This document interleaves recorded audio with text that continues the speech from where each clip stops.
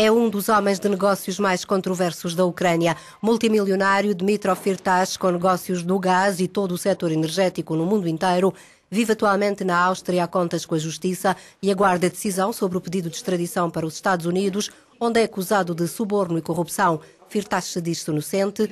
Fomos até Viena falar com ele. Panie Firtash, я вам дякую за цю розмову.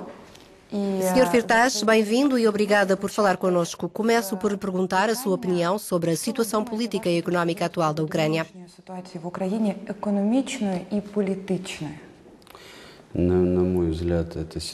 Penso que a situação é muito difícil. Estamos a enfrentar desafios enormes e temos perdido as oportunidades que tivemos. Vemos claramente que nos 23 anos de independência da Ucrânia não fizemos aquilo que deveria ter sido feito e não aprendemos nada. Daí os resultados que estamos a ver. Primeiro, a horrível situação económica. Segundo, os resultados das últimas eleições presidenciais e parlamentares que não trouxeram as soluções esperadas. As reformas não são implementadas, não há mudanças positivas e, por fim, as pessoas estão a sofrer. A economia está de rastos. Toda a gente sofre. A situação tem que mudar. Temos que emendar os erros dos últimos 23 anos e temos que fazer muito nos próximos 23 anos. Temos que fazer planos e encontrar soluções. Falo de reformas constitucionais e económicas. É uma tarefa árdua, mas tem que ser feita. Это касается конституционной реформы, это касается и экономических реформ. Это полный большой комплекс, который необходимо сделать. Quando fala de oportunidades perdidas no passado e coisas que devem ser feitas, que tipo de coisas? Em que tipo de reformas é que está a pensar? Estou profundamente convencido e não nego que a Ucrânia precise de reconstrução. Pode ser numa forma de federação, ou o sistema polaco, alemão ou austríaco, mas devemos encontrar uma saída de uma vez por todas. Estou convencido que devemos delegar mais poderes nas regiões. De outra forma, não haverá reconstrução nem modernização do país. Não devemos perder tempo a discutir sobre o que temos hoje. Devemos conversar sobre o que deve ser feito. Todos sabemos o que se passa no país neste momento. Está desfeito. Estamos basicamente na bancarrota. Não podemos fazer nada e o governo, tristemente, não implementou as reformas. Claro que o mais importante agora é pôr fim à guerra e espero que isso aconteça.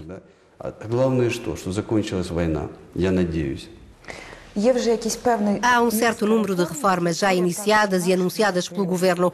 Uma delas é a reforma do setor da energia. Tem-se falado muito sobre o problema do abastecimento do gás. Tenho que lhe perguntar o que pensa desta tendência de receber o gás vindo da Europa. A Ucrânia está demasiado dependente disso? Того, наскільки зараз акцент на Європу з приводу газу, наскільки покладається українська влада на це? A vida prova-nos que é preciso ser-se bom em tudo o que fazemos, o que quer que seja. Infelizmente, o nosso governo tem um conhecimento muito superficial de todo o processo e não consegue ter resultados das ações que empreende. Nem sequer estão a usar todas as ferramentas de que dispõem. Estão a desperdiçar os pontos fortes, o que os fragiliza e cria também problemas à Europa.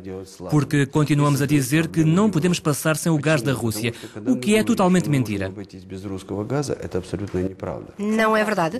Eu não acredito nisso. E vimos ainda novos escândalos nos últimos dias. Tão depressa compramos gás como não compramos. Vamos voltar à situação antiga. Penso que é preciso termos um comportamento realista. De outra forma, temos o pior cenário possível, quando mais cedo ou mais tarde a Rússia se aliar com a Europa num projeto de South Stream ou qualquer outro projeto de transporte de gás. Porque os europeus não querem continuar reféns desta situação para sempre. Este comportamento não é correto.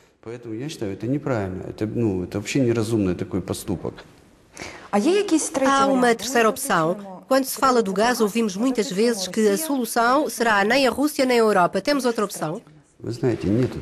Não há outra opção. A Europa, a Ucrânia e a Rússia têm que sentar-se à mesa e conversarem para que as coisas avancem. Quer gostemos uns dos outros ou não, a única solução é o diálogo.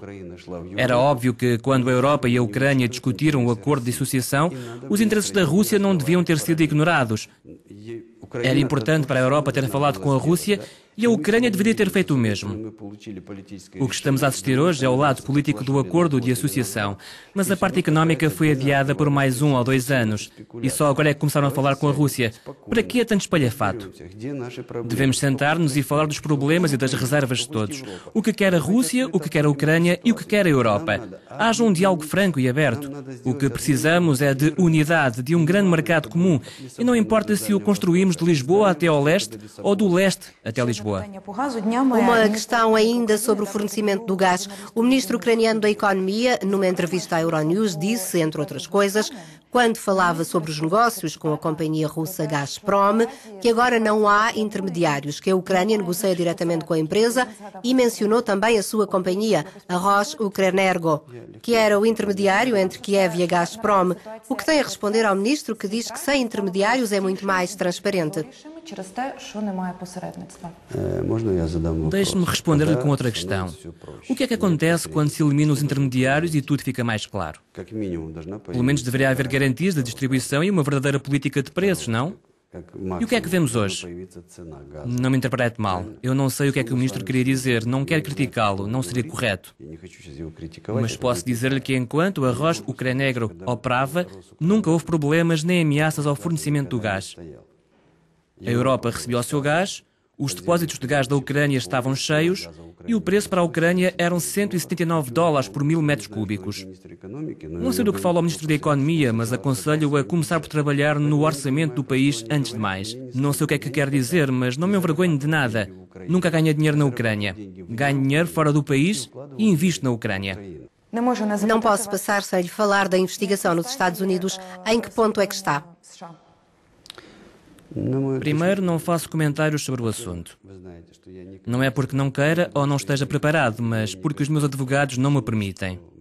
Tudo o que posso dizer é que nem eu nem o meu grupo cometemos nenhuma ilegalidade. Tenho a certeza e vou prová-lo. Em segundo, para mim este caso é pressão política, porque alguém queria afastar-me da vida política da Ucrânia, pôr-me fora do meu país, porque conheciam as minhas opiniões e atitudes e podiam antecipar as minhas ações. Sou contra a guerra e não escondo isso. Continuo a dizer que o que precisamos é uma reforma constitucional, que as 3 partes, Ucrânia, Rússia e Europa, devem sentar-se e conversar para encontrar soluções. Eu tenho uma posição muito clara. Imaginemos que o assunto se resolve amanhã, que as acusações são retiradas, que estaria livre. Voltaria à Ucrânia amanhã ou no dia seguinte? Posso dizer-lhe isto. A Ucrânia é o meu país. Se quisesse ir viver noutro país, tê-lo-ia feito, mas nunca o fiz.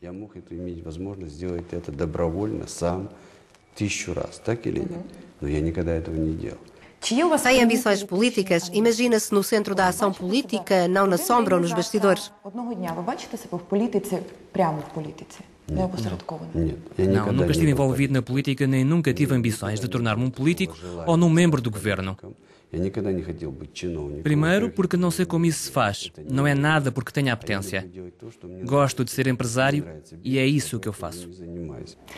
Пане Фірташ, я вам дуже дякую за цю розмову, за це інтерв'ю. Дуже дякую. Спасибо вам.